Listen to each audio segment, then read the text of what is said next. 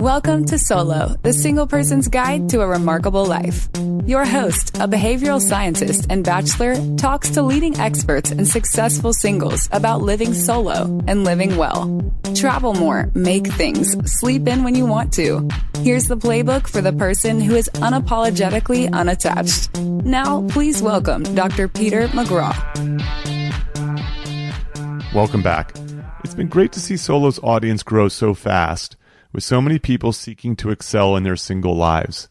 The growth has been fueled primarily through word of mouth, so please keep telling friends, family, and colleagues about the podcast. This episode was taped prior to the corona pandemic, and yet it seems especially fitting as this situation has caused so many people to reevaluate their lives. One obvious way to grow is to travel, but what if you can't leave the house? Well, with psychedelics, you don't need to leave the house to take a trip. In this episode, I sit down with a psychedelic educator and community leader to talk about the history of psychedelics, their potential to help you with a variety of mood disorders, and their promise as a way to help people make profound changes in their life. We're joined by a comedian who's tried lots of psychedelics and has a comedy show about his experience. I hope you enjoyed the episode. Let's get started.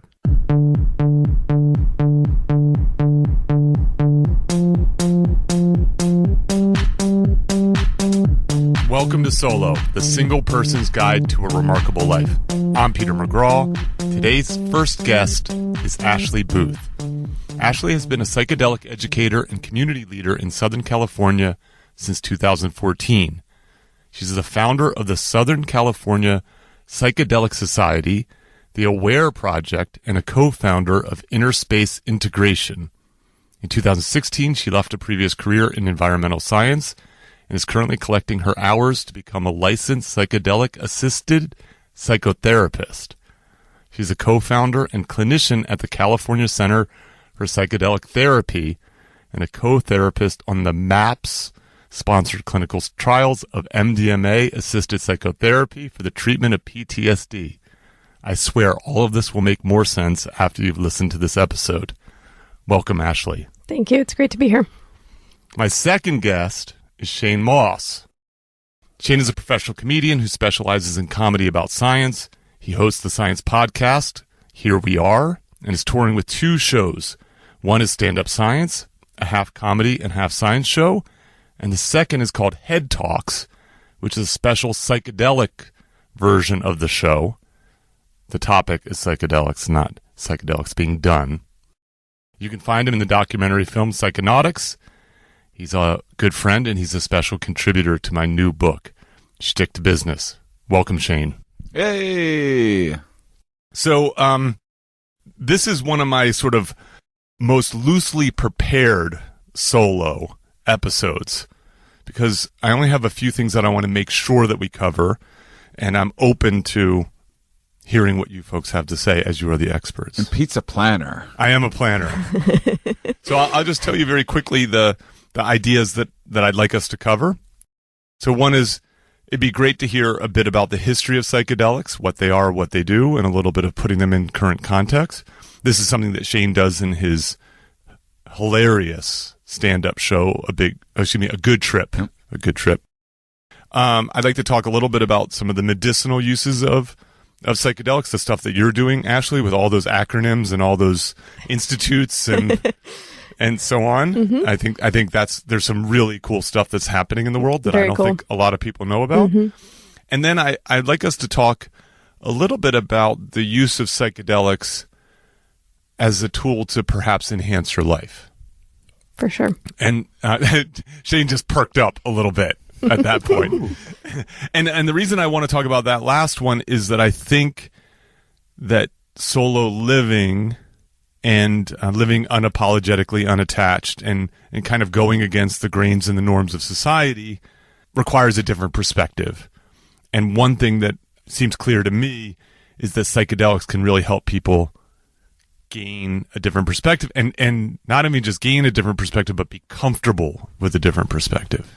It can reliably give you a different perspective. Whether that's good or bad is the thing that's dependent on the set and setting and the different and what you do with that, the meaning you make out of it. Yeah. Indeed, yeah. So, but let's have that be something we get to closer to the end, and let's start a little bit about the history. Like, what is a psychedelic? What are some of the psychedelics? How did we get to where we are now? Where this is, if I'm correct, is starting to become part of the kind of... It's being called the psychedelic research renaissance. Yes, and like it's a little bit starting to hit a bit of the mainstream. Mm-hmm. So I think kind of smart people are using psychedelics. Yeah. Never heard it put that way. Well, but I mean, it's like it's now become synonymous with like Silicon Valley. Yeah, that's right. And I think we're using them smarter. Yeah. Okay, that's fair. So maybe that would be the way I would phrase it. Well, I mean, the reason why I say it is like people from the world of academia, people from the world of business, people from politics, like not just rebels. Yes, exactly. It's not just hippies. It's just not. I mean, I could be wrong, but so who wants to start? I mean, Ashley just points right at Shane. You can get the ball rolling. I mean, it's funny because I didn't know any of this stuff when I started my own psychedelic use. Was just being rebellious when I was a kid, trying to do everything my parents didn't want me to do, and being disinterested and dissatisfied with life. I stumbled on mushrooms, just trying to have some kicks and be rebellious and don't do drugs. Trouble. I want to do drugs. None of that messaging and propaganda worked on me at all, and had the exact opposite effect. And lo and behold, fortunately, it was psychedelics that I stumbled on early on, because I had these very profound insights and revelations about myself and humanity and social interactions. And I mean, before I did psychedelics, I thought the world was like a very kind of confusing and bizarre place, and I thought human nature was rather bizarre, and was fascinated by the concepts of like how big our universe actually is, and all these things that I wasn't taught early on in my kind of religious upbringing. And psychedelics were the thing that like opened everything. Along with the psychedelic experience is usually like this big appreciation of nature and the universe and your place in it, and noticing just how bizarre a lot of human behavior is, and a lot of people are just kind of following along with things that were traditions often arise from a lot of like blind leading the blind kind of situation. And psychedelics really made me be like, oh, I wasn't crazy. I was kind of right for thinking that a lot of our behavior is really strange and weird. And so I didn't actually start learning about the history of psychedelics until I started putting together a show about them much later on in life. So you sort of dabbled in them, had some benefits, and then it sort of stuck with you until you started studying science, and then decided to do comedy about science and psychedelics. Yeah, I don't know tons about the traditional use of psychedelics. It seems like there's some pretty strong evidence that psychedelics have been a part of human life for thousands of years, at least, that people have been using psychoactive Ashley's substances. shaking her head yes, so I'm saying I think you're speaking some truth. And the thing that I find the most interesting is just like how we got into the stigma that we're at today, which a lot of that came out of the 60s and some of the laws that were imposed, because they were kind of legal for the most part before that. And let's talk about what are psychedelics and what are the different versions of them, or some of them at least. Yeah, so psychedelics are a certain class of substances that cause a shift in our perception.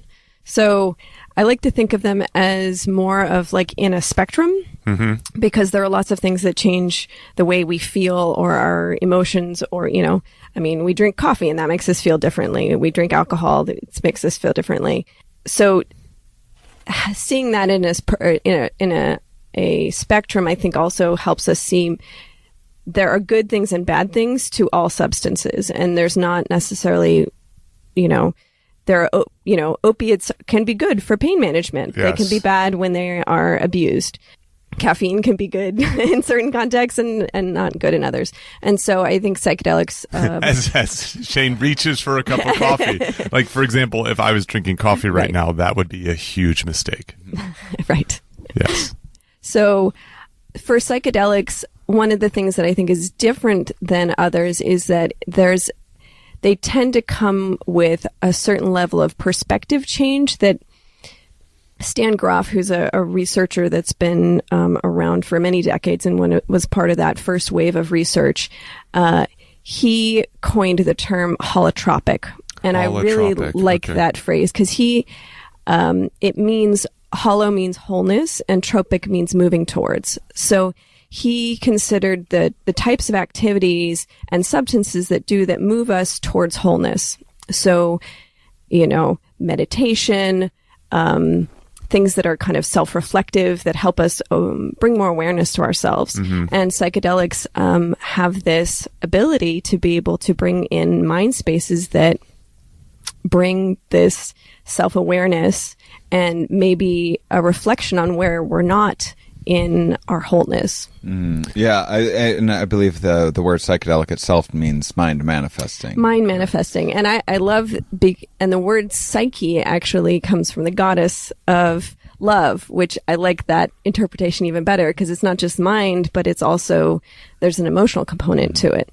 So I like to kind of keep that, because that history of that word in mind too, not just psychology and psyche and psychedelic, but they're all from the same root and it's actually in love. Yeah. So I like that. And I mean, I think that I would be surprised if I would have a science podcast had I never stumbled onto psychedelics, because when we say like mind manifesting, really maybe a more palatable way of saying it is just kind of a window into the subconscious. A lot of say what early mushroom experiences were for me and throughout my life and in my creative processes and understanding. A lot of times it's just, the shower thoughts that you have, the stuff that's just like right on the surface.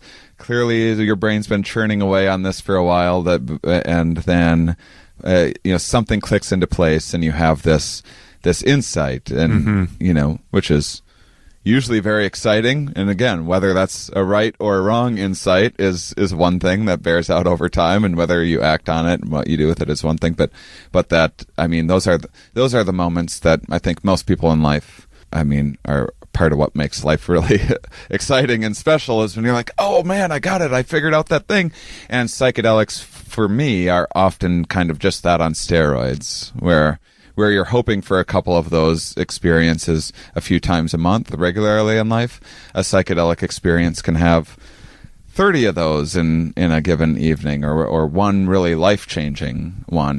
And it's also why people kind of dismiss a lot of the psychedelic. Hearing it secondhand does seem rather silly, because a lot of times it's stuff that a friend could tell you or someone that you cared about could tell you. But it's one thing to kind of know something intellectually, but then like feel it and make it a part of who you are and experience it on an emotional level.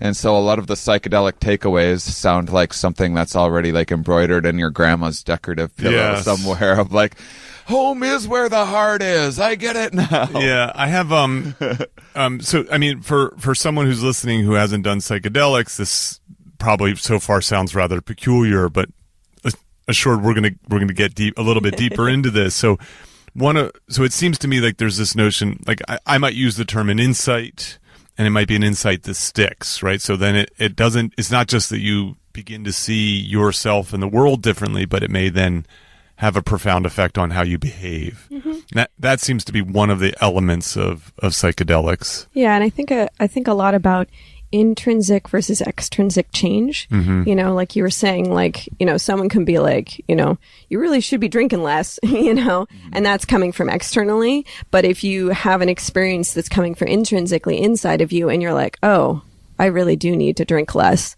then that's a change that's going to stick, because it's coming from your own inner self rather than someone telling you from the outside.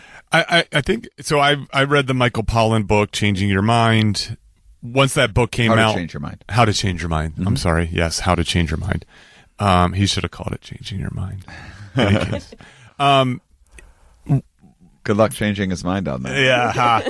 So I mean, to me, I was like, oh, Michael Pollan's writing about this. This is going to hit the mainstream, just because he's been so useful taking ideas and putting them in the mainstream. And now it's at the front of bookstores everywhere. Exactly. Yeah, at the airport. Crazy. Yes. I remember an anecdote that he tells in the book. You two may remember it better than me, but it was someone who was a smoker or an alcoholic or something like that, and did some sort of trip, if it was mushrooms or something else, and had that insight, which is, I need to stop doing this. Mm-hmm. And everybody in the world was like, yeah, we've been telling you that. Mm-hmm. But, it kind of came, the insight came by way of, I realized how beautiful my life is, and that if I keep doing this behavior, I'm cutting that short. Mm-hmm. And then that stuck, and that person was able to actually do what is very difficult for people to do, which was to stop doing that thing rather quickly. Right. Which is interesting, too, in the history of AA, because one of the first steps is believing in something bigger than yourself. Mm-hmm.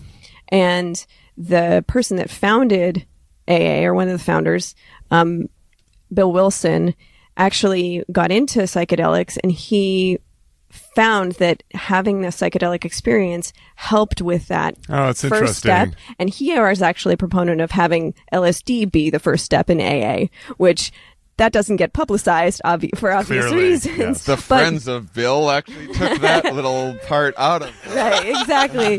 So, and that's, I think, speaking to the same point here, is there's something that needs to shift within us that causes that change. And I do want to get back to your question around what are psychedelics? Yeah, so we know mushrooms is a psychedelic. Yeah, so not all mushrooms. Yeah, so psilocybin containing mushrooms are psychedelic. LSD, mescaline containing cactus, ayahuasca, DMT. Some of you may not have heard of some of these. What is? I think all of those that you've mentioned, people probably have heard until DMT. DMT. And ayahuasca's still a little lesser known. Yeah. Okay, that's fair. So maybe let's come back to that, and then the ones that are getting a lot of research attention right now that are kind of, I would say, cousins of psychedelics, but in sort of the same family, are ketamine. Okay. Which is being shown to be effective for treatment-resistant depression. And I do work with, I do ketamine-assisted psychotherapy at the clinic that I work at, so we can talk about that more. And then MDMA, which is also the recreationally known as ecstasy. And that's also not necessarily traditional psychedelic, but is now being used in research surrounding using MDMA-assisted psychotherapy for the treatment of PTSD. Okay, yes. So I'm also part of the clinical trial associated with that. So those are kind of the layout of some of the ones that are, I think, the most commonly talked about. So they all have different sort of properties and different ways that they work. But just wanted to kind of, in terms of like the length of the trip, the intensity of the trip, how you ingest them. Yeah, the mode. Yeah, how you ingest them, the types of things that they might act upon. So MDMA tends to be a much affect the emotional system in a much more because it works by releasing serotonin, the existing serotonin in your system, and it floods your system, and it also can releases oxytocin, so you have these bonding hormones, and that contributes to the therapeutic usefulness of it. Whereas a lot of the other traditional psychedelics mimic serotonin and work on the same serotonin receptors. I see. And ketamine doesn't even work on serotonin, but it causes, it's more of a dissociative, but at higher levels, it is more psychedelic. Okay. By the way, if you as a listener feel like you're hearing some like bass underlying some of these this conversation, it's because there's some bass underlying this conversation. There's some music next door. I don't think it's that loud. We're going to try to remove it. Not hear it. Yeah, but so it seems like, so let's talk about mushrooms if just for a moment, because that seems like the kind of most common psychedelic. It's recreationally. Yeah. That I would say MDMA is probably more. Oh yeah, MDMA these days too. Okay, so those two are the ones that people are most likely to kind of know, and then LSD. But most of what people know about, but what most people know about the LSD, they think about the LSD. Yeah. About LSD, they think about like the '60s and people doing these trips and that kind of stuff, right? Yeah, it's there, and kind of the like. And me not being a conspiracy theorist in any way, some of the thinking behind why these laws got put forth in the first place was it was just a political motivation. Nixon trying to target people that weren't voting for him, trying to target the drugs associated with the groups of like the anti-war left and to marginalize them and so on. Yeah. So there was a time, so obviously if various forms, so certainly LSD hasn't been part of human history, right? It's made in a laboratory, right? But peyote, mescaline, mushrooms, ayahuasca, and so on are grown in nature. And then I would also mention iboga, which is a plant from Africa that's now being researched to help people detox from opiates. And so that's these plant-based or fungus-based psychedelics, have been, there's cave paintings thousands and thousands of years ago with people with like mushrooms and things. And so this has, been a part of most human societies since, before recorded history, and have played very large parts in even Western history and in the Eleusinian mysteries in Greece. People would go and have a pilgrimage to this place and have this strange experience. And that was part of this, rite that went on for like 2,000 years or something like that in Greek history. So there are roots, but then they, the Western culture kind of lost those with with the kind of pressure of religion coming down. And I think our culture in the United States has, is born out of that. And a lot of the traditional cultures that used, peyote, the Native Americans, or ayahuasca in South America, were repressed by the colonizing culture. I think, Shane, you have a joke about peyote. Well, I mean, I do talk about how maybe this is the least amount of psychedelic use in human history, or certainly over the last like 10,000 years or so, or 20,000 years. And also, I do want to make a point when you mention iboga, in case any listener is just like, oh, they're trying to like dress this up in a little sciencey outfit or something to justify just like partying and having a good time.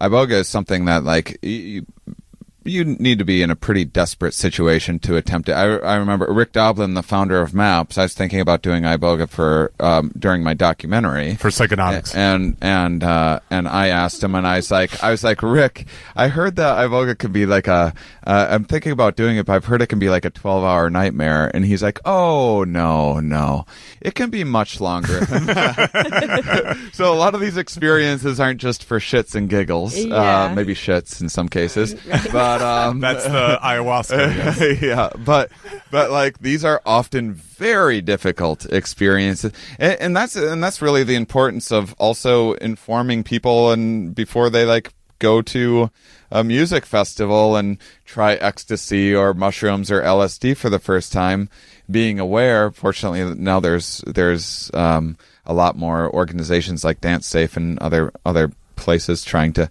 like harm reduction at these, because a lot of people think like, much like you drink to blow off some steam and dance more and party, you do MDMA at a concert. It can be an amazing time, but also shit can get real. Yeah, I can see that. You can have troubling childhood memories coming up, or making these like these really hard realizations that in a therapist's office are fantastic to explore, but when you're at whatever psytrance festival or whatever, it can be a difficult environment. Yeah. So one of the things that I think is very interesting about just what we've touched on so far is, you can garner the kind of insights that we're talking about through years of therapy, for example. Yeah. But what psychedelics may offer is, I hate to use the word shortcut, but like an opportunity to have something earlier, faster. I like to call it a catalyst. Okay, thank you. Because it's making things happen a bit faster, Yes. but you still have to put in a lot of work. Because you don't get to shortcut the work. You just might be more aware of the work that you need to do. I see. And so I think that with the rise of psychedelics and seeing this as like, oh, wow, this is going to be, I think we have to be very careful not to see them as this like magic pill because when people treat it that way, then they don't tend to get a lot better because they don't realize that they need to actually put work in to make the changes happen. So it's for one thing, it's easy to be like, oh yeah, I need to be treating my body better.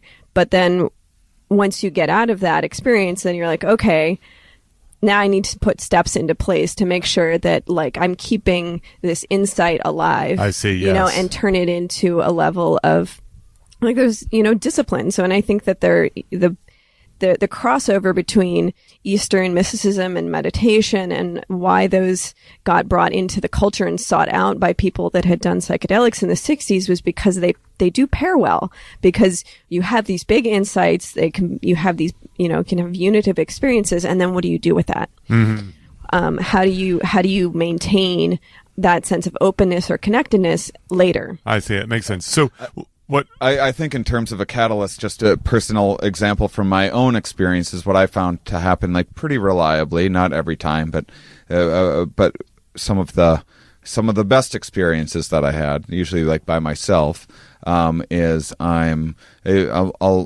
have depressive states often when I have an idea of, I always have a zillion different project ideas. So like, here's 3 different ideas for a book I was just sharing with you the other day. Here's a new show idea. I'm going to be pitching a TV show tomorrow. I have, I always have like 6 different projects. And I feel like depression is like pumping the brakes on like, okay, before we go one direction, this might be the next 5 years of your life. So let's pump the brakes and evaluate all of the perspectives. But then I fall into this kind of analysis paralysis where I'm just thinking about these things. I don't know what to act on. And I found that something like mushrooms for me has been like, oh, here's a clear, this one. So it's already something that like, if I gave it a few more months, I probably would have fallen on like, this is the book that I want, or this is the new show that I want to take on the road. But it speeds that along, and it gives me the motivation, and it usually gives me like a little bit of clarity on like, oh, here's how I would make that path work. It makes me able to see the path like a little further down the road, and just make a decision on which one that I want to do. And then the next day, and then the following week, I need to start on. Sure, otherwise, it's just a nice Ashley idea. was just talking about. You know? So psychedelics, long history in humanity, cross-culturally, used for various reasons, whether it be religious, etc., fun, insight, and beyond, part of ritual, and so on.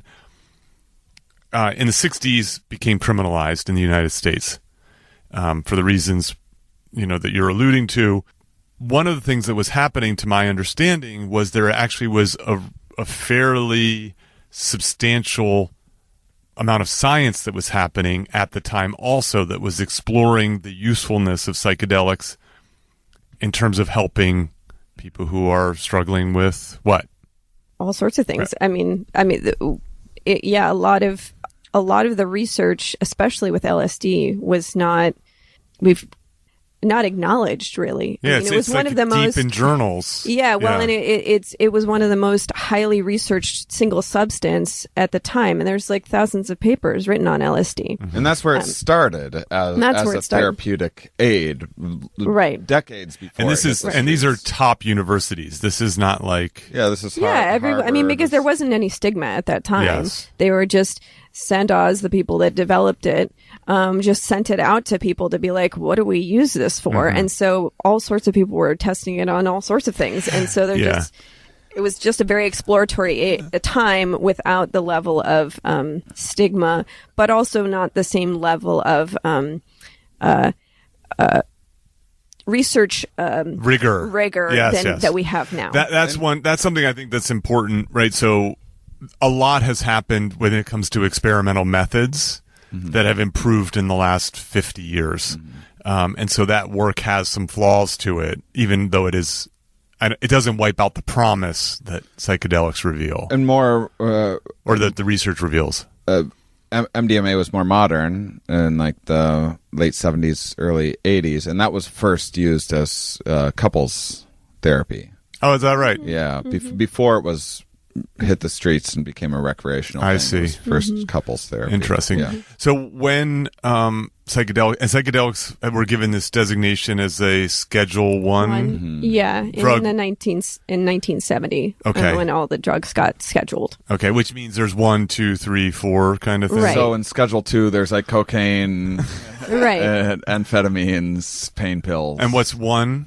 What else is in 1? Like heroin? Marijuana. That's so crazy. Right. Well, so the way the scheduling system works. Wait, and 1 is the worst? And one's the worst. Yeah, well, it's the most restricted. And so the way that they schedule things is, does it have potential for abuse? Does it have medical use?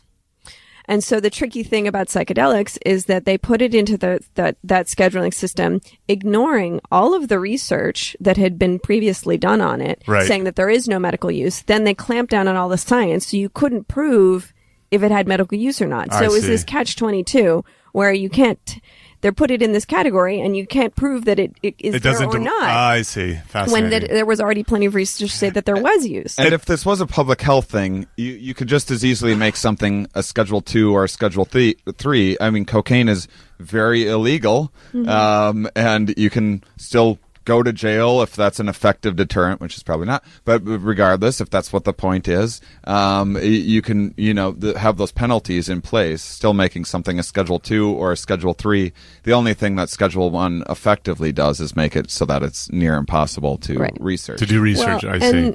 And to kind of pull into a bigger context of drug policy in general, I mean, there's been so much criticism, and the Drug Policy Alliance, a group that's been arguing for a different approach to drug regulation for a very long time, is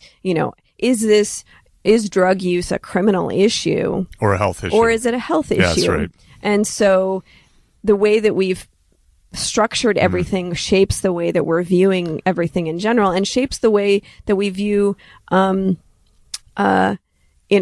these contradictions, like how tobacco and alcohol are just completely unscheduled. They're not even on the system. That's so crazy. And something that I like to keep in mind too is that, what are some of these things, and a lot of the ways that people use psychedelics and MDMA is to blow off steam, is what you were saying. And while it's good to do that in a safe environment, it's also good not to demonize that, because people do need to have fun and to recognize and to celebrate life. And Rick Doblin, who I love the way he says it, is instead of thinking of things as recreational use, like you're escaping from something, what if there is also celebratory use? Because one of the things that psychedelics can elicit is this rekindling of a childlike sense of wonder in the world. And MDMA creates a sense of connection with people. And those are beautiful things. And that doesn't need to be that I have some diagnosis that I need to address. That is just me being able to be more present and alive and connected with the world and the people around me. And so This is such a psychedelic thing to have happen, to have all this bass happening during during the Yeah, we're taping. There's going to be an event next door to where we're taping, and they're testing check. this. They're doing a sound funny. check. So anyway, my point being, It just that adding gravitas to what you're saying. Yeah, exactly. Is that there's a complexity here that I think that we need to kind of grapple with. Is not just, are drugs good or bad? Is recreational use good or bad? It's how we approach it, the mindsets that we do it, and having a more nuanced conversation that our drug policy so far has not been able to make space for. Yeah. So hold on, I want to say something in reaction to that. So I think I like that idea about that sort of childlike wonder. Like I often joke that getting older is a double-edged sword because the lows aren't as low, but then the highs aren't as high, because you've kind of experienced a lot of things in the world, and you're less surprised by life a lot, both good and bad. I have not found that. Yeah, I'm a little it's just psychedelic. It really gives you a fresh set of eyes on things. You kind of get to re-experience life over, like the example that you used of the person realizing life is so beautiful. That's right. I mean, kids don't need to really be taught that. They just realize how life is so beautiful always. So this idea of I want to get into some of the medicinal stuff, but for a moment, one of the things that I think is interesting about psychedelics is that they don't seem addictive. In the way that other, like tobacco, alcohol, and so on are. And Shane, you have a joke about this that I thought was both insightful and funny. I mean, it's basically, I mean, these experiences can be really difficult. Usually you have to work yourself up, rather than like I better not drink today, and then come like 8 p.m. you're like, maybe I'll have a couple. Like, psychedelics are just to the opposite, and this isn't. Yes, this like isn't my psych joke, yourself up for it. Oftentimes, I'm like, today's the day. I'm gonna do it. I've marked my calendar. I've been planning this, and then like it comes time. I'm like, maybe not today. Maybe like next week. Yeah. It's almost the exact opposite experience. My joke in my act is how I do as many psychedelics as I can work up the courage to force down my throat, which is usually like 8 times a year. Yes. Me nervously taking a handful of mushrooms. Like, take your lessons. Like that's the opposite of addiction behavior. Right. And the other thing with what Ashley was saying that I never thought about until later on in life, and I've talked with scientists, a bunch of different scientists about this, unrelated to psychedelics, just in that study addiction and study other substances, is part of when you start to demonize something, then the user has a demonized perception of that, just like of themselves. I mean, if you take alcohol, for example, and you have, say, a problem with alcohol, and then every time you drink, you're like, God, I'm doing this again, and that's your perception of it, where the same person can have the same amount to drink and just be like a social person. In the same way, you give someone an opiate. Like, I'm not telling everyone to do psychedelics. I would certainly never tell anyone to get into opiates, but you give someone an opiate at a hospital, and they're like, oh, I'm managing my pain right now. I'm doing this in this way is one thing. And then once they start having a demonized view of it, that's when it often leads to addiction of like, oh, now I'm doing this thing that I'm not supposed to do, when you're doing it on the street or something like that. So in the same way, when people think like, oh, psychedelics, you see all these, I watched Fear and Loathing in Las Vegas, and you have all these crazy hallucinations and bats and stuff. Like, you're much more likely to have that experience if it's been suggested ahead of time, which is like most like regular-ish psychedelic users or more experienced users are like usually, depending on the substance, but say mushrooms, are very rarely even having any kind of hallucination. Right. Maybe like a little sparkle on the edges of things or something like that. So this is starting to change, not because Michael Pollan wrote this book, but because people are nowadays using better science to investigate the benefits of psychedelics for things like the stuff you're doing, Ashley, with PTSD and so on. No? Mm-hmm. Yes. Well, yeah. I mean, I think there was a shift in perspective because MAPS has been around for over 30 years. And what does MAPS stand for? The Multidisciplinary Association for Psychedelic Studies. It's a nonprofit, it's a nonprofit drug company, which I don't think that exists anywhere else in the world. Okay. But they were working on this science for so long, and then there was a shift at some point when the people at the FDA, there was just a shift in the administration and they allowed more research to be done.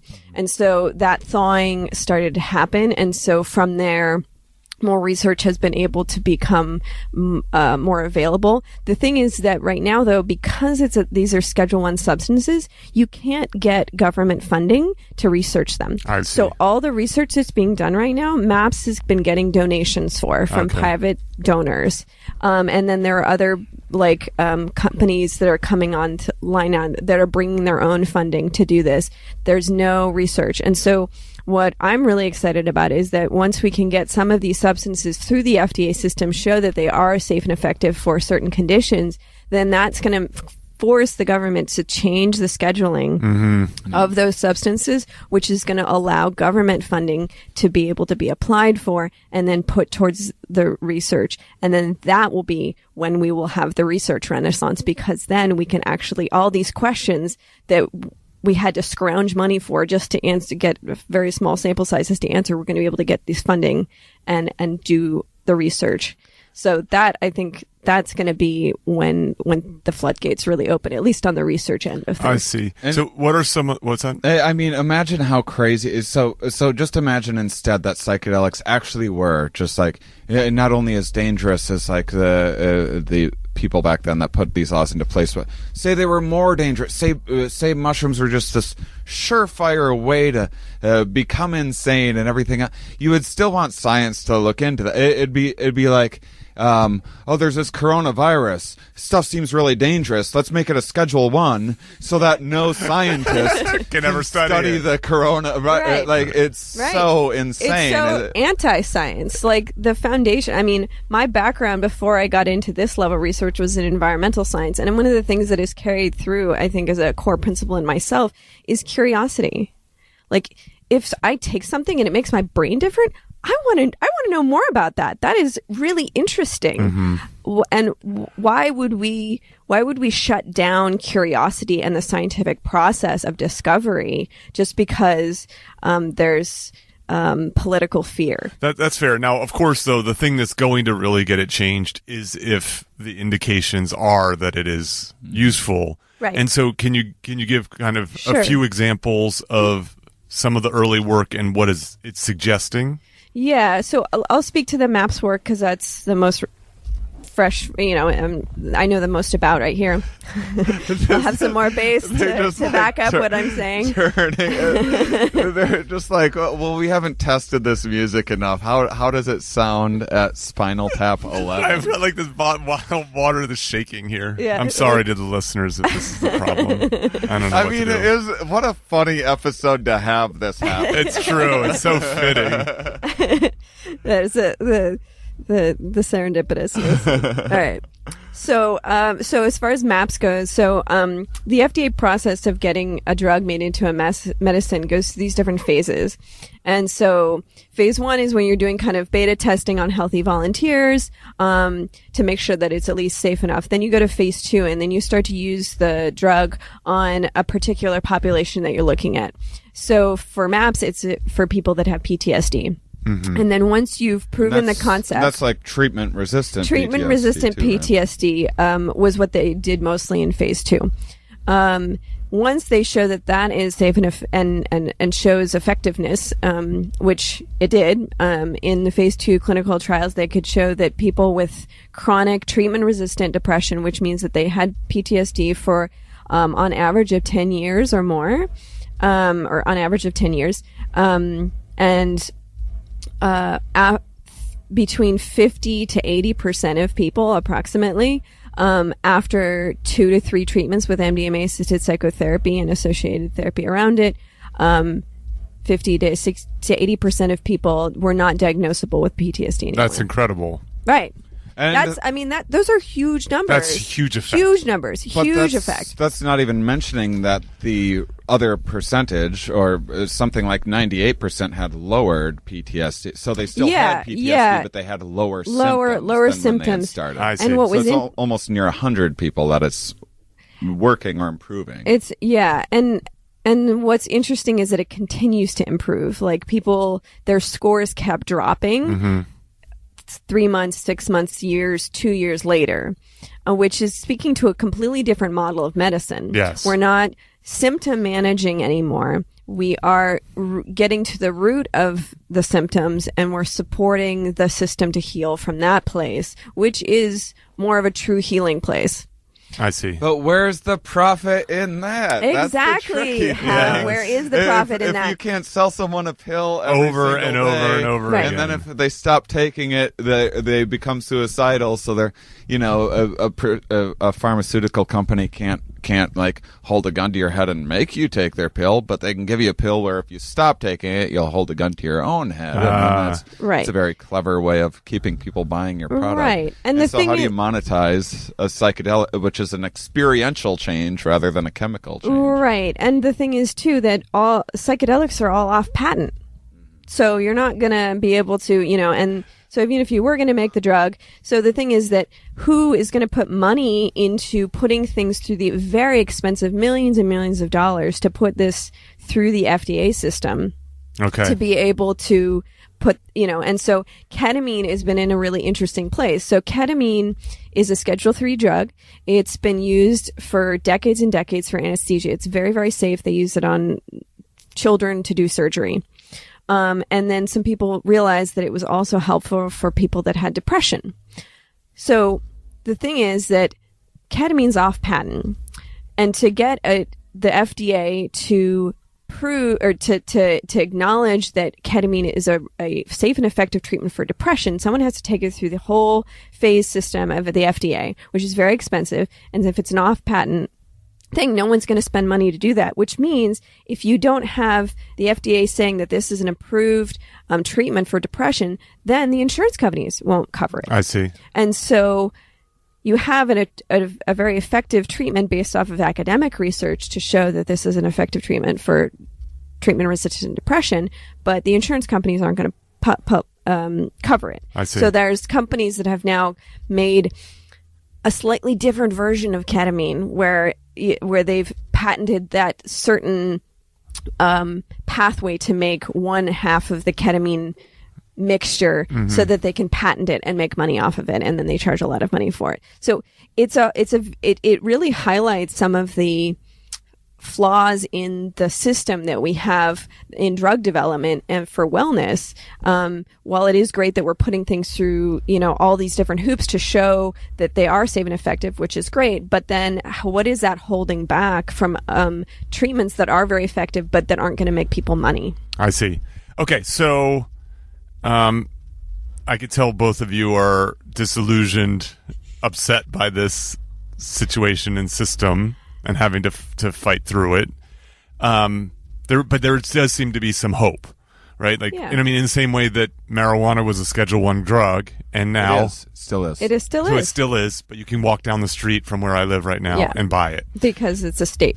Exactly. Yeah. And so there might be some other ways around some of the stuff, and obviously, progress happens slowly. And it's going to happen with different sort of tracks because, as we've seen with cannabis, there is a medical route, and that's going through the system. And MAPS is actually one of the few groups that's actually trying to take cannabis through the FDA system to prove that it is a medicine and get it rescheduled in that way. I see. Which is really unusual that no one else is doing that, but the MAPS is. And it's not even a traditional psychedelic. Mm-hmm. But then, there's also but it's religious... also a gateway, if I could use that joke badly. Yeah. Right?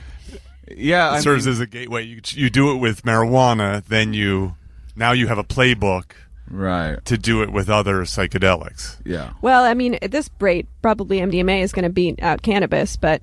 Okay.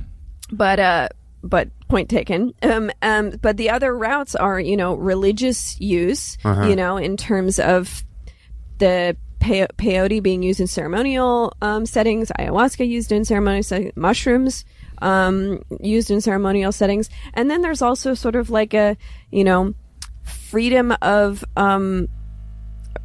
your own mind, freedom to have an experience that isn't speaking again to this sort of sort of a libertarian view of this stuff. I get to do what I want to my own body. I don't think any of this stuff is going to work as quickly as it should. Those are nice paths, and it's like, oh, we can show these things. But like, I go and talk to some like my parents or people back home, and we're like, hey, this really helps with people's PTSD. And the problem is with the culture is most people just don't give a fuck about mental health issues. And then you talk about religious rights. Well, these are these niche groups that are cults possibly or something. They're cults that are possibly like challenging our very important organized religion. And then there's like, well, no one wants to be one of these new age hippie softies. The world is tough and scary, and you got to be tough and scary. And that's like a lot of where I came from. If you want to get people in my upbringing on board, what you got to like, if there was a sliver of a chance that there was even an indication that once in a while psychedelics made an erection harder, they would be legal tomorrow. All of the old white dudes with dick problems making these laws in the first place. Yeah, they'd be like, well, be careful because there can be some underlying erection for 4 hours. You could potentially go crazy. Well, I'm gonna go crazy if I don't get my dick harder. And all you have to do that is have secondary just get data on secondary variables. You just ask a number Better of questions. sex life? About their home situation, their economics, their sex life, everything else. Anything erection problems are a stress thing. Anything related to wellness and mental health is going. If you don't have PTSD or you don't have depression anymore, it's going to improve your penis will your work. erections. Yeah. You don't tell anyone the underlying thing. You just make the headline: psychedelics makes dicks harder. Then you have Brett Favre do a commercial about, oh well, I was having problems and I ate mushrooms. Now I can throw the ball through the tire. That's how you get people on board with psychedelics, and that's the pathetic nature of the human condition that we live in. Okay, so all right, point well taken. You think I'm kidding, and I am, but also I'm serious. Yeah, I get it. They're not mutually exclusive, right? So let's shift to a slightly more. I mean, look, I think it's fascinating. The thing that I find really fascinating, of course, is this idea that you can have these treatment effects that are profound, robust, fast, and so on, especially, as you said, treatment resistant. But then there's the average listener to this program is just, I think, there's this personality scale called the Big Five. Mm-hmm. And I think that someone who listens to Solo is probably high on what's called openness to new experiences. Mm-hmm. Right? I mean, to choose to live a solo life or to choose to enjoy your single life for its opportunities suggests that you're open to new experiences because this is something that the world's closed off to. Mm-hmm. Yeah, so maybe you don't need psychedelics. Your relatives giving you a hard time at Thanksgiving for being single need the psychedelics. And Ashley could probably even speak to the openness. There's been studies about this. Yeah, and that's some of the research that's been really interesting, specifically with that Big Five, because for traditionally, people have thought that once you get older, your personality is set. Those Big Five areas of your personality don't change anymore. It's introversion, extroversion is one, agreeableness is another, neuroticism is another, conscientiousness, and then this one we're talking about, openness to new experiences. And so some of the research that came out out of Johns Hopkins around using psychedelic-assisted psychotherapy, they found that people's on the level of on the spectrum of openness, they became more open after their psychedelic experiences, and that was a pretty fundamentally big finding because everyone thought that people's personalities couldn't change. I see. So suppose let's talk a little bit more about this idea of enhancing, right? So this is not for someone who has addiction problems, depression, PTSD, etc., but lives a good life. Wants to live a remarkable life, keeping in line with the goal of this podcast. Optimization and maximizing. Yeah, how might psychedelics help that person? Just a normal old Peter McGraw, no problems, nothing to work on. No, I'm not saying that. I'm just saying not a clinical. I've got my issues. This is a really important point. I know I've talked with Rick about this, and this is something now coming up in these communities. Is much like science has recently gained this appreciation for this positive psychology. Indeed, yes. Stuff, and maybe not just focusing on the problems all of the time, but making a good life better, and that sort of I think there's some clear signs that ayahuasca can. Obviously Silicon Valley is a bunch of accomplished people looking to be more accomplished. Yeah, certainly if you want to try to enhance your creativity, if you want to try to have some insights, you want to make some pivot in life. Yeah, and improve the relationships within your life, improve your relationship with yourself. Mm-hmm. These are all things that we've seen, both anecdotally and in the research. This is gaining self-awareness, and agency over how you want to live your life, because you can't change anything until you know what you're doing. Mm-hmm. So so for someone, now let's suppose someone hears this, they read some of the literature, including this little overly wordy but well-written book by Michael Pollan, and they want to give this... Slam Pollan! No, he's excited. He's excited about this stuff. And they want to give this stuff a try. I mean, I've had, because I have Shane, I sort of know some of this stuff, right? So there's sort of this idea that this notion of set and setting matters. So mindset and then where you are matters. So Coachella's probably not the right place to do this. Not for a first time, certainly. Right then. And then the idea of having a guide is also something. Or a sitter, you might say. Sitter. A lot of times all you need is someone to get you water when you need it, or who are not under the influence of psychedelics. Correct. Right. So I'll share. I have very limited experience with psychedelics. So because Shane has done all the psychedelics, or nearly all the psychedelics, all of them. He sometimes visits my house and brings stuff over. So he had brought mushrooms over, and they were in my freezer for 2 years. And there was never a time I wanted to do them. I was comfortable with it. I knew that it was safe. I wasn't worried about the stigma or anything. But there just never was a good time. And also, I wanted to do them with Shane, because if you talk to Shane, Shane's like, I'm great at this sitting stuff. It was actually one of my worst days, because I was going through lots of depression myself. When you, sometimes that could be a nice time to be there for someone else. Yeah. I did. I took some of these mushrooms on a Sunday afternoon in April. Yeah. And had a good mushroom trip. It wasn't very mild. It was a mild one. We sort of underdosed me a little bit. I think in hindsight I could have taken some more. Baby steps. Yeah, it was good. I had a great experience. And I can say that there were sort of I'd say there were kind of three things that I noticed with it.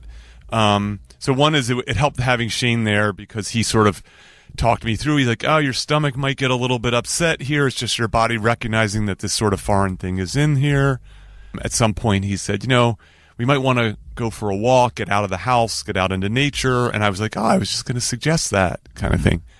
And I just sort of felt like I was kind of buzzing, I had a lot of cognitions and ideas that I normally wouldn't. There's this walk I do in my neighborhood. I probably have done the walk 1,000 times. I'm not exaggerating, 1,000 times.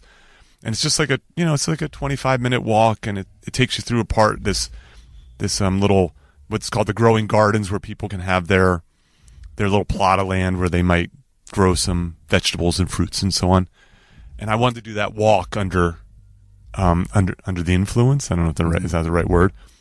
And I've done that walk 1,000 times, and we're walking along it, and I go, let's go in, and I we walked through all the way through the growing gardens and all this kind of stuff. I mean, I never once considered walking in there. Right. And Shane, pointed out oh yeah, this is the kind of thing that happens. And then, he had to go do a show and said, you might want to just do some journaling, do some writing, as I was kind of coming down later in the evening. And I was journaling, and I would say I had one of those kind of insights that you were sort of alluding to.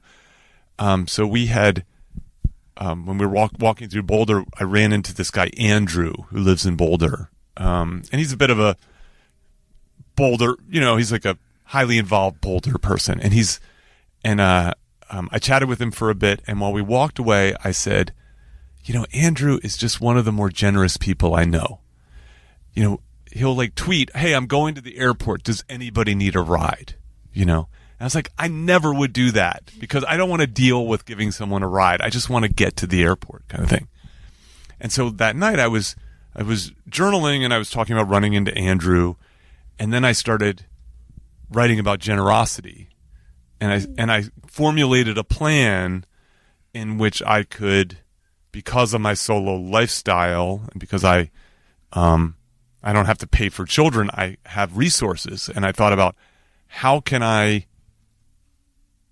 be more generous with the people I love in my life in a way that doesn't just give them money, but helps them enhance their life in some way. And so and then after in the days and weeks afterwards, I approached these people in different ways and offered to help them with something that would have, in my opinion, would have like a 10x. Like not every dollar you spend is better. One of them was very simple. Was I have a friend, she's a teacher, she had knee pain, and I said, you got to go see Charlie Merrill, who's a previous guest on here. He's the best. He can help you with your knee pain. She's like, I can't afford Charlie. He doesn't take insurance. He doesn't need to take insurance because he's the best. And so I paid for a couple sessions for her. And in 2 sessions, he cured her knee pain kind of thing. And like, that's, it costs a few $100s or whatever, but that's like, curing someone's knee pain is worth thousands and thousands of dollars, kind of a thing. And so as I said, I had a really good experience with it. It helped that I had someone there to kind of keep me company and was willing to talk about all the I felt like were interesting things that I wanted to talk about, and so on. And so for me, I think like I'm open to this idea more generally. I just think that it's because of the stigma. I don't think people know how to approach it, where to approach it. And so what advice, first of all, what reactions do you have to that story? And then what advice do you have for people who might want to try to replicate something like that? I mean, I'm amused and it's telling that you didn't mention that one of your hang-ups was the law. You said the stigma. And I just think that's really interesting because we're getting to a place now where we have this level of freedom of speech that we haven't been able to have before. And because there's so many people that are approaching this stuff, that there's a level of safety in numbers, I think, too. But also, predominantly the people that are using this stuff are white people. They're not the people you throw in jail. That is exactly right. So, I mean, if the African American population was getting into ayahuasca, I think that the authorities might be thinking about it in a very different way. I agree. And so it's just something to kind of throw into the mix here, which is kind of interesting too, I recognize the privilege that I had in doing that and the privilege I had in just talking about it. Mm-hmm. But I also feel like it's important to talk about. Mm-hmm. Totally. Right? Because it wouldn't be right for me to have a podcast about psychedelics and how they're potentially useful and helpful, and me having had tried it, had a positive experience, and being too much of a chicken shit to talk about it. Yeah. I didn't think you were going to tell people. I'm so proud of you. Yeah. I mean, there are things popping up. Like I sometimes go and am like kind of a guest, special guest, or sort of help facilitate-ish a little bit at this Myco Meditations in Jamaica, which is a mushroom retreat. There's ones in Amsterdam, and then ayahuasca is like down in Peru. There's so many people flying down to Peru that it's becoming real problematic, and in terms of sustainability, but then also just people setting up that did ayahuasca once, and then they're like, "This is what I'm gonna do." Oh, I see. Come to Crazy Eddie's ayahuasca hut. Yeah, we got big gods, we got small gods, we got colors in every smell, and they have like a nice website or whatever. Yes. So you're saying that someone who might want to try this could go out of the country and do a retreat? Yes. There are, yeah. For people that are that are not planning to be outside the country, that do want to find more information, there's so much information online that it can be overwhelming. What I really recommend is that there are a growing number of psychedelic societies in every big city in the United States at this point. And that can be a great way to connect with other people, to get your questions answered by people that have more awareness around this stuff or more experience, and actually talk to a live person. I will say that it's very rude to go to those societies and to ask people and try and score drugs at the group meetings, so don't do that. It's really inappropriate because, we're trying to, running a psychedelic society myself, we're trying to create a space for open conversation, but making sure that we're also being careful. And the other nice thing is like, unlike, okay, I'm going to take a chance and like save up thousands and go to Jamaica or something like that. With going to psychedelic, it's almost like, hey, you want to get into comedy? Go watch an open mic. Yes. You don't need to get on stage necessarily. You can go to these communities. You can hear people's experiences. You might find out that like, yeah, there's some weirdos, but not nearly as many as whatever you thought in your head. It's not some dazed and confused situation. A lot of these people are exceptionally like, thoughtful and successful people and everything. You've been to my shows and seen the audiences that come there, and so you might just find a bunch of interesting new friends too, without ever doing psychedelics. Yeah, they're very open. Yeah. No. Look, these are obviously people who are open to new experiences. As I said, is the thing. It was interesting for me. Was part of it obviously having a friend like Shane and hearing him talk about not only the good experiences but also the bad experiences, and then just learning more about, because it when it's away in the darkness, you know what I mean? It can seem so scary, and it can seem so, and can be so demonized. But then once I realized that, like, again, as we said, people in the academy, right? People, entrepreneurial folks, some, folks who are high achievers are finding this as a useful way to spur new levels of creativity, to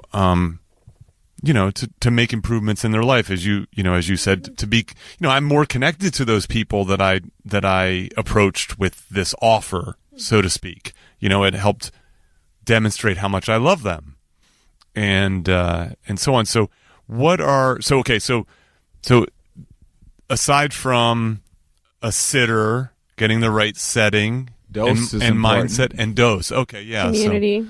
And then I can do a little PSA announcement after we go over this topic. Please. Yeah. Did you want to talk about dose? I mean, just like, dose in general. Start slow. Start low and slow. I mean, there's also the idea of, the research that you got to do yourself can be overwhelming, but it's at least a better world than, when I was a teenager, there was not any resources online. A lot of information and now there are. If people, there's go to like Arrowhead, the Third Wave. I'll put all these things in the exhibits. The Aware Project website, we have a lot of talks and information, and we created a whole sitting safe guide. Mm-hmm. So for people that are kind of, what was our tagline? Navigating the neo-shamanic movement, I guess, of how do you, if you are looking to find someone to sit with, how do you make sure you're being safe in that process? I see. And so can you just articulate why it's important to have a sitter? I kind of feel like if I had done that dose of mushrooms, I probably would have been fine. Mm-hmm. But why is the benefit of a sitter? But you may have not known if you're going to be fine, yes. And that anxiety and perception, then being get by amplified. Yourself and wondering like, well, I'm feeling a little off right now. Am I going to feel more off? Is this like that? That can kind of spiral. Okay, so just the presence of the guide can help. Yeah, ease just some making sure that your setting is as safe and secure and comfortable as you can make it, because these can amplify emotions that you're feeling, and so if you're feeling a little nervous or to do it by then it can get amplified. I see. And so and it's just to be able to and we're ushering in a culture here that doesn't have any psychedelic. We don't have elders. Yes, we're not. Our culture has lost our psychedelic elders. Thousands of years ago, because these things have been that's persecuted for so long. And so for those of us that are Shane, you're my psychedelic elder. And I'm like, how did I get to be an elder at the age that I am? But we're all here. What is that Ram Dass quote that I love? It's like, we're all just here walking each other home.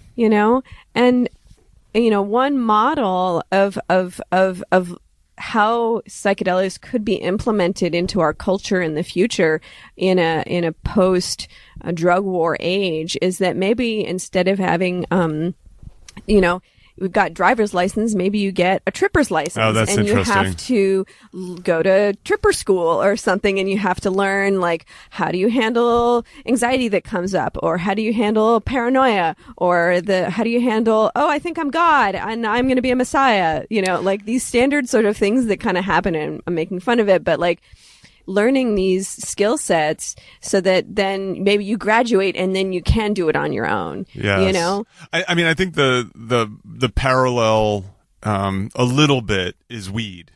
So for a lot of people, they never did marijuana because it was illegal, and now in certain states it's legal, and so now they're kind of adults trying this stuff, and they're sort of figuring out.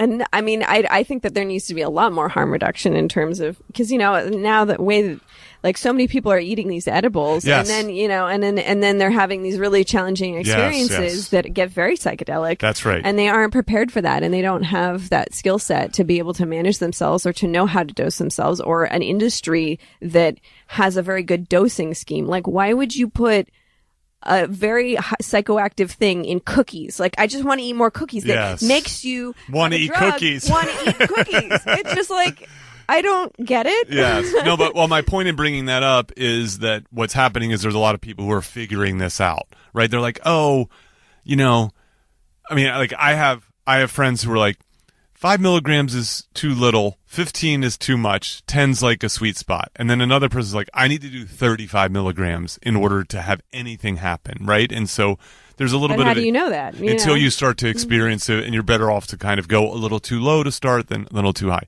So before we get to your PSA and wrap this up, I'm going to ask you two to speculate, knowing that it's speculation, okay?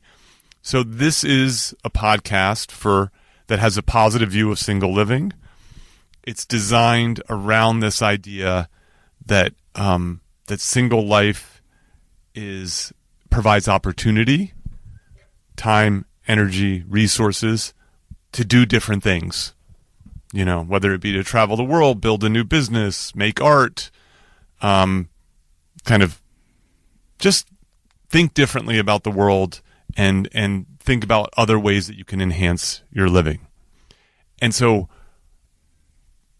do you see a path for psychedelics helping someone who wants to try to do that?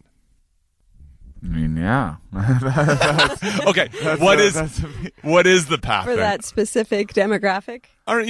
So I'm just saying is like, suppose someone is sort of tussling with this idea. It's, first of all, people are not talking about it, right? We were just saying is like, was it in this podcast or was it just you and I talking? It was you and I talking about it in a different podcast, Shane.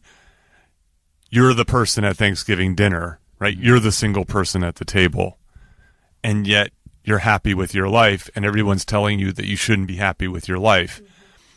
Now there's a person at every Thanksgiving dinner across the country. They're all having a similar experiences, maybe to a certain degree where they're more or less comfortable with it. Mm-hmm. You see what I'm saying? Mm-hmm. And so does, I'm sure there are other ways to explore this and do this, but might psychedelics be a way? I mean, I think that it's in the same spectrum of having therapy around the same sort of issue. Okay. How do you make meaning of your life? How are you moving through the world? How are you standing within your own boundaries, within your whatever it is that you want in your life, and staying, and being able to communicate how you want to live your life? Mm-hmm. I think that it's very similar. Yes. Okay. Even things like a lot of single people might be like, well, I just don't want to like die alone or something like that, or I won't have someone to care for me when I'm older, which is like.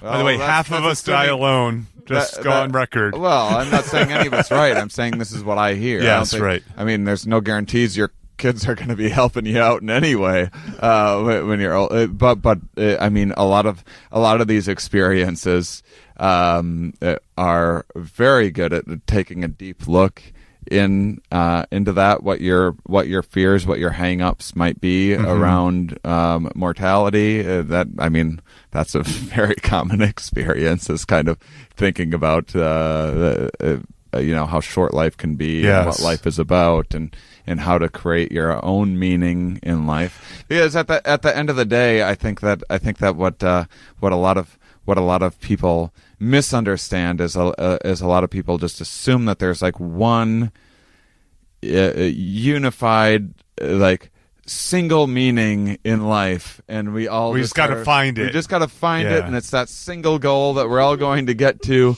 And really, life is based on context, and much of this is just creating our own meaning.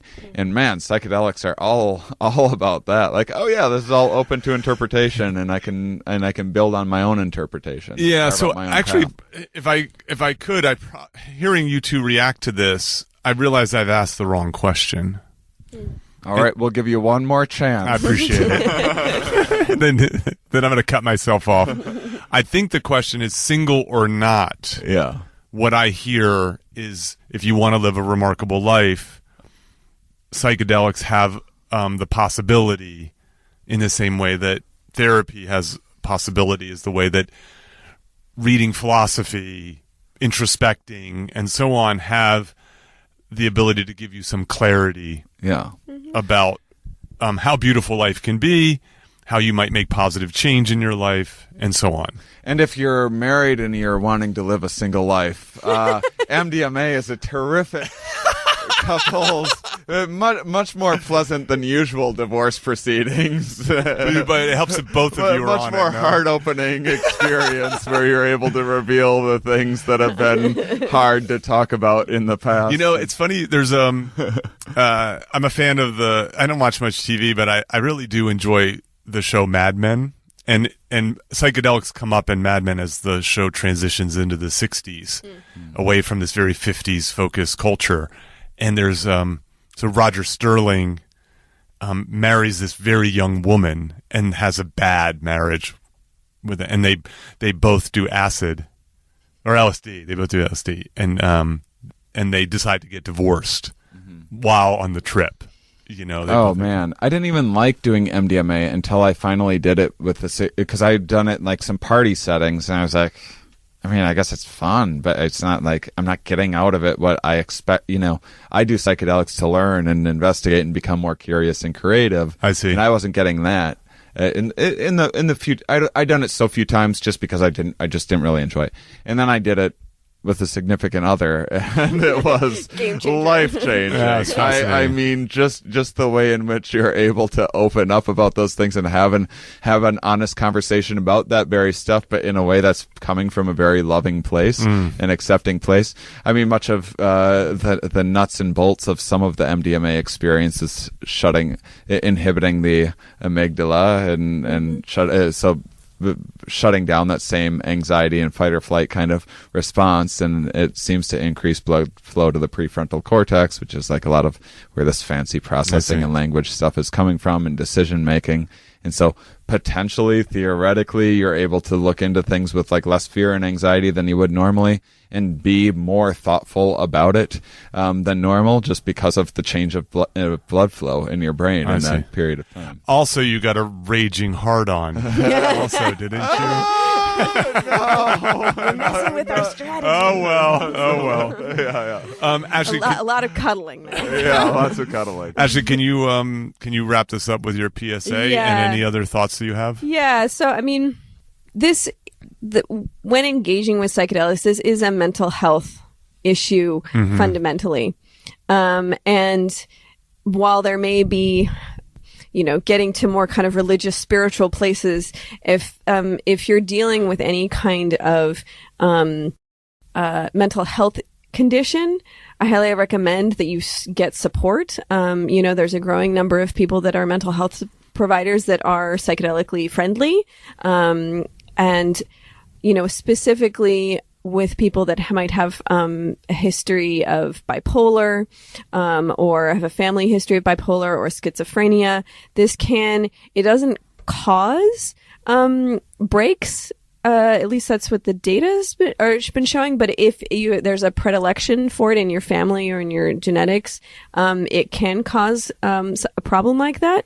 And so you just need to be very careful. It's another thing that I think less people realize too, and this is is that personality disorders don't seem to be affected or improved markedly. Oh, that's it. So it's more mood disorders. More mood disorders. So, someone that's a narcissist that does psychedelics, that might just compound the narcissism. Oh, fascinating. Because personality disorders are problems around insight, around your own behavior. And these surprisingly don't give people that have that block in insight enough insight to maybe let the disorder go away, or at least definitely not on their own. I see. Because they can just enhance the echo chamber.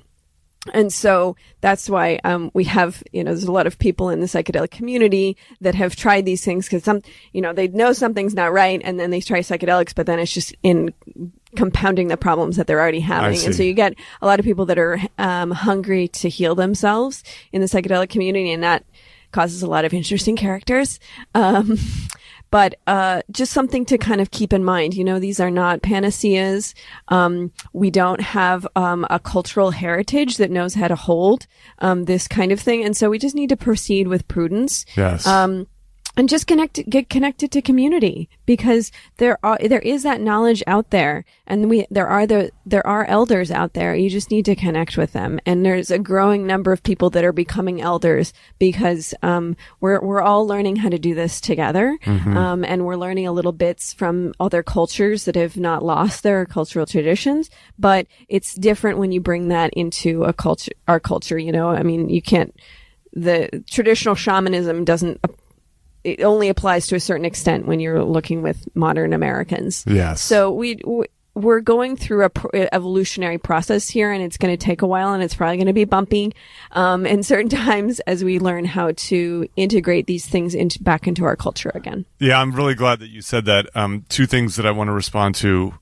One is, one of the things that I keep noticing as I work on this podcast is the importance of mental health. That it's often very easy to be isolated, especially as a single person. And as we've already talked about within the podcast, the stigma with regard to getting therapy, getting help, and so on. I want to have an open, honest conversation about how therapy has helped me, how I think that it can be a very useful path for people, even if your problems aren't that profound. And so if this can serve as a sort of additive benefit, I think that's great. But yeah, you should be doing this with the help of a professional. And I just lost the other. Oh, and the other one is, and this is this idea you said, get connected to a community. I really like this idea of solo but not alone. That is that single That's people. what we all are. Yeah, single people are actually more connected across a greater number of people in a greater number of ways than people who are partnered up. And this issue should be no different. That is, find the experts, make a team, and I like your last thing is, have an accountability buddy. Exactly. Be prudent about this kind of thing, because I think it's just a very fascinating development that's happened, and it feels like it's happening really fast. It's happening really fast, and it's a little bit, I mean, we'll see what happens, because the thing, when I started the Aware Project, it was like 5 years ago.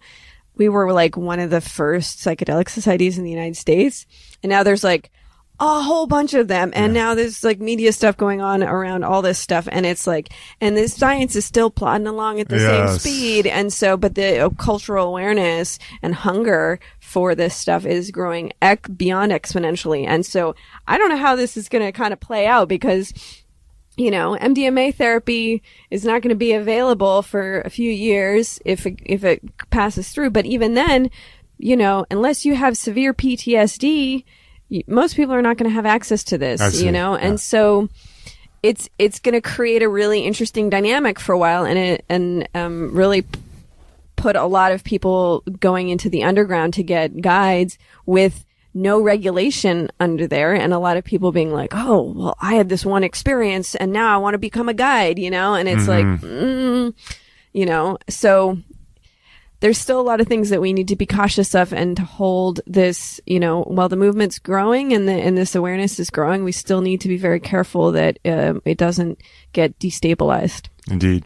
Well, I think this is a nice step in the right direction to have an open, honest conversation with some experts. I really thank you both for your time. Thank you. Lovely to be here. It was fun to have this dance party going on in the background. Very fitting. Thanks so much. Cheers. Thank you. Thank you for listening to Solo, the single